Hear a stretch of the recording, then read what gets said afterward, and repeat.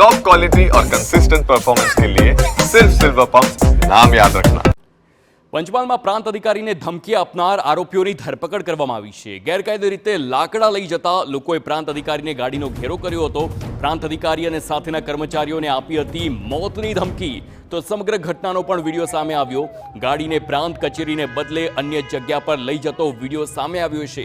પોલીસે આરોપીઓની ધરપકડ કરી વધુ તપાસ હાથ ધરી છે। આ ટેમ્પો ચાલક સરકારી કર્મચારીઓના કબજાનો જે વાહન હતું, જે ગેરકાયદેસર અનધિકૃત રીતે લાકડા ભરેલા હતા, તે સરકારી કર્મચારીઓના કબજામાંથી લઈ અને ફરાર થઈ ગયેલો।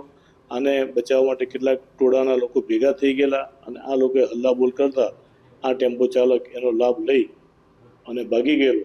આની અંદર આ આરોપીઓ કુલ 5 આરોપીઓ છે, જેઓ એકબીજાને મદદગારી કરી અને આ ગુનો આચરેલો હોય।